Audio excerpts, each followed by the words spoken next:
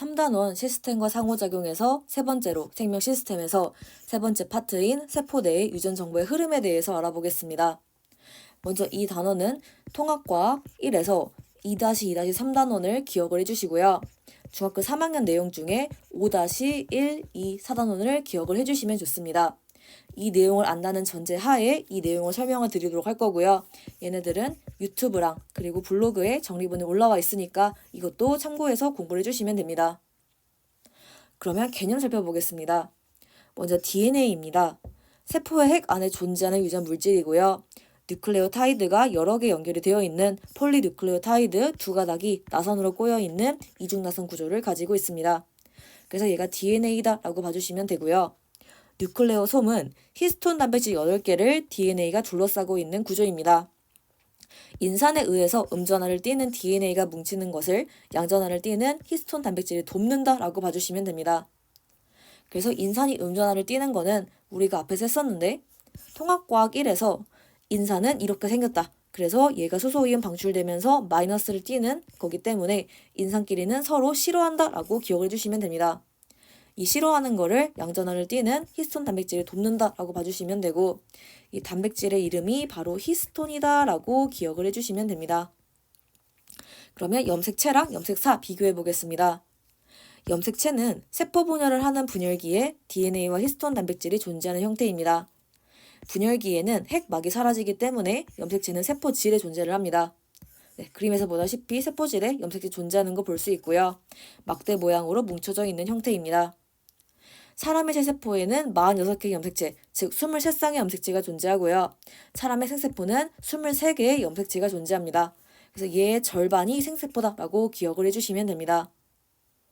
염색사는 세포 성장, DNA 복제 등 세포 분열을 준비하는 간기에 DNA와 히스톤 단백질이 존재하는 형태입니다. 간기에는 핵막이 존재하기 때문에 염색사는 핵 안에 존재한다라고 봐주시면 되고 사가 실사자입니다. 그래서 실처럼 풀어져 있는 형태가 염색사다라고 기억을 해주시면 됩니다. 그래서 우리가 중등과학 할 때 했었는데 지금 중등과학 3학년 5-1단원에서 염색사의 형태, 염색체의 형태에서 이런 관계성 기억을 해주시면 됩니다. 그리고 유전자 보겠습니다. DNA에서 유전 정보를 저장하고 있는 부분인데요. 얘는 DNA의 일부이기 때문에 DNA 유전자가 포함된다라고 봐주시면 되고요. 한 개의 DNA는 여러 개의 유전자가 존재합니다. 그리고 유전자는 발현이 될 수도 있고 되지 않을 수도 있습니다. 그럼 형질 보겠습니다. 생물의 모양, 크기, 성질 등의 고유한 특징을 의미하고요. 유전자 종류, 유전자 발현 여부에 따라서 합성되는 단백질 종류가 다양하니까 형질도 다양하다라고 봐주시면 됩니다. 그래서 모식도를 보게 되면 세포가 이렇게 세포질이 떠다니고 있습니다. 그래서 염색체가 세포질에 이게 떠다니고 있는데 얘가 풀어지면 DNA가 되고요. DNA는 히스톤 단백질이 뭉쳐져 있는 뉴클레오 솜이 존재한다라고 봐주시면 됩니다. DNA가 풀어지면 유전자가 존재하는 부위가 특정 부위에 존재하는데요. 유전자가 다르니 단백질도 발현이 다르고 단백질 발현이 다르니 형질도 다르다라고 봐주시면 됩니다. 그러면 주의사항 보겠습니다. 수정란이 세세포 분열의 특수한 형태인 난화를 통해서 개체가 됩니다. 그래서 같은 개체면 생세포를 제외한 모든 세포는 동일한 유전자가 존재한다라고 봐주시면 됩니다. 그래서 우리가 이제 중등과학 3학년에서 5-2단원에서 나날과 세세포 분열에 대해서 배웠습니다.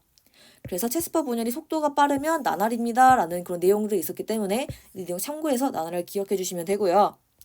그리고 우리가 5-1단원 중3 과정에서 이거 배웠을 때 세세포 분열과 감소 분열 차이 이렇게 비교를 했었습니다.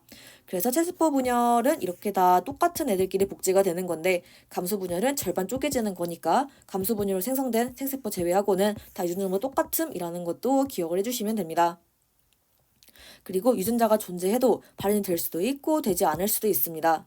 즉 같은 개체여도 위치에 따라서 발현되는 유전자 종류가 다를 수가 있다는 것도 기억하시면 됩니다. 그리고 유전자뿐만 아니라 환경도 형질에 영향을 끼칩니다. 대표적인 예시로 손가락 지문, 입술 지문, 홍채 등은 일란성 쌍둥이, 즉 유전자가 아예 똑같은 그런 사람들이어도 환경의 영향을 받기 때문에 다르다라고 기억을 해주시면 됩니다. 그리고 DNA랑 RNA 구조 보도록 하겠습니다. DNA는 이중 나선이니까 이렇게 수소결합 2번, 수소결합 3번 진행을 하고요. A랑 T가 2번 수소결합, G랑 C가 3번 수소결합 이렇게 기억을 해주시면 됩니다. 그리고 탄소 이름 붙일 때 1, 2, 3, 4, 5 이렇게 1, 2, 3, 4, 5 이렇게 붙인다는 거 기억하시면 되고 읽을 때 5'에서 3'으로 읽는다라고 기억을 해주시면 됩니다. 그래서 이렇게 역평행 구조다라는 것도 기억을 해주시면 됩니다. RNA도 1, 2, 3, 4, 5 이렇게 탄소 이름을 명칭을 붙이고요. 5에서 3'으로 읽는다라고 봐주시면 됩니다. 근데 RNA는 그냥 라이보스니까 산소가 있어서 OH고요. DNA는 산소가 없으니까 이제 그냥 H여서 없음 이렇게 봐주시면 됩니다. 그리고 인상기 음전화 띄는 것도 기억을 해주시면 됩니다. 이 내용은 우리가 통합과학 할 때 앞에서 이 내용 기억을 해주시면 됩니다. 그러면 두 번째로 유전자 이상으로 발생하는 형질 차이에 의한 질환 예시 보겠습니다. 크게 두 가지 정도 기억을 해주시면 되는데 이 남모양 즉 겸상적혈구 빈혈증은 우리가 중등과학 3학년에서 5-4학년에서 했었습니다. 그래서 다면 발현할 때 이거 남모양 적혈구 빈혈증 했었기 때문에 이 내용 참고해서 이거 기억을 해주시면 됩니다. 얘 유전 방식은 공동 우성입니다. 이거는 적혈구 수준이고요. 빈혈 수준이다. 그러면 불완전 우성 유전이다 라고 봐주시면 됩니다. 네, 그래서 적혈구 수준의 내용을 보게 되면 얘는 유전자가 정상 이렇게 되면 완전 정상인데 정상 비정상 이렇게 되면 정상과 남모양이 섞여 있습니다. 그래서 이런 모양이다 라고 기억하시면 되고요. 비정상 이렇게 되어 있으면 완전 남모양만 존재 이렇게 봐주시면 됩니다. 그래서 두 개가 중화가 되는 게 아니라 두 개가 각각 모두 주장을 하고 있기 때문에 적혈구 수준의 공동우성하고 기억하시면 되고요.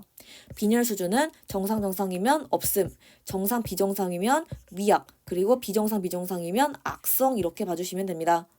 그래서 얘네들이 합의를 해서 중간 지점을 찾는 거기 때문에 불완전 우성 유전인 빈혈 수준 이렇게 기억하시면 됩니다. 근데 이 말라리아랑 이 남모양 적혈구가 관련성이 있습니다. 지금 말라리아 저항성은 얘는 없습니다. 즉 정상이면 없는데 지금 이렇게 비정상인 거 낑겨있는 순간 말라리아 저항성이 존재한다라고 봐주시면 됩니다. 네, 그래서 말라리아 지금 감염에 좀 높은 이런 경우라면 이 사람들은 말라리아에 걸릴 것이고 이 사람은 괜찮을 겁니다. 근데 괜찮지만 문제는 이 사람은 빈혈이 약성이기 때문에 어쩔 수 없이 생존이 힘들다라는 특징을 가지고 있습니다. 그래서 말라리아가 좀 출몰을 많이 하는 아프리카 같은 지역에서는 이런 유전자, 즉 정상, 비정상 둘 다 갖고 있는 사람이 베스트다라고 기억하시면 되고요. 만약에 말라리아 감염이 적다라고 하면 이 사람은 이제 빈혈이 악성이니까 좀 살기 힘들 것이고 이렇게 두 사람이 이제 건강하게 살 수 있는데 이왕이면 빈혈 미약한 것보다는 비혈 없는 게 좋습니다. 그래서 말라리아가 적은 지역에서는 이 사람이 가장 많다라고 기억을 해주시면 됩니다. 그래서 이렇게 빈혈 유전자를 가지고 있는 사람들이 아직도 생존을 하고 있는 이유가 이형접합인 경우, 즉 정상, 비정상 둘 다 가지고 있는 경우에는 말라리아에 대한 저항성도 가지고 빈혈도 미약하지만 그래도 심하지 않기 때문에 잘 살아갈 수 있기 때문이다 라고 봐주시면 됩니다. 그리고 이게 약자들 보도록 할 건데요. HB는 헤모글로빈의 약자고요. 대문자 A는 어덜트의 A입니다. 그리고 S는 시클의 S인데요. 시클은 겸상, 즉 남모양의 약자입니다. 근데 이렇게 어덜트 쓴 거는 우리가 잘 알고 있다시피 어른이란 뜻입니다. 근데 어른이 왜 정상이냐라고 하는 것에 대해서 참고사항으로 설명드리겠습니다. 헤모글로빈은 우리가 임신이 되면서부터 성장할 때까지 약간 구조적인 차이가 존재합니다. 당연히 이렇게 생긴 거 기억하실 필요 없습니다. 이거 통합과학 내용 아닙니다. 근데 이렇게 나이가 들면서 변화해 간다 정도는 기억을 해주시면 됩니다. 이때는 배아 상태, 이때는 태아 상태, 이때는 성인 상태입니다. 그래서 이 성인 상태를 바로 정상이다라고 표현했다라고 보시면 됩니다. 두 번째로 페닐케톤요증과 알비노증, 즉 백생증 보겠습니다. 얘네들은 모두 유전질환이다 정도만 기억을 해주시면 됩니다. 먼저 페닐케톤요증은 페닐알라닌을 타이로신으로 전환하는 효소의 유전자 이상으로 인해서 페닐알라닌이 증가를 해서 페닐케톤이 생성되는 질환인데 너무 많이 생성이 되는 질환입니다. 그리고 타이로신은 티로신과 똑같은 말입니다. 그리고 페닐알라닌, 타이로신 모두 아미노산에 해당합니다.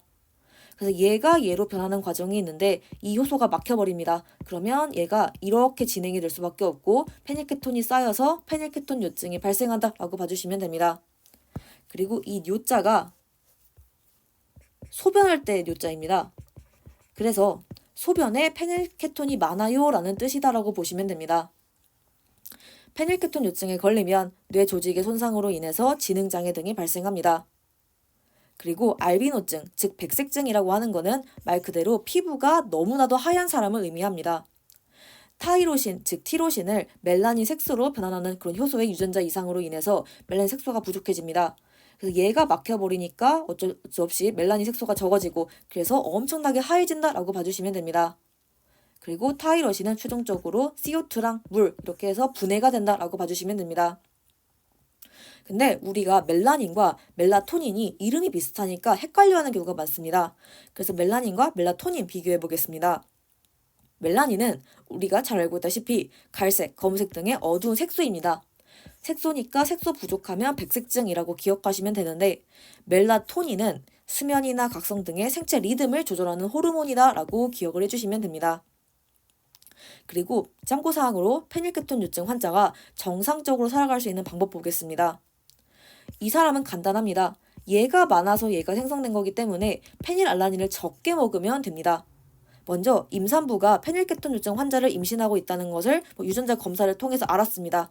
그러면 임신하는 동안 페닐알라닌 함유된 음식 섭취를 제한하는 것이 좋습니다.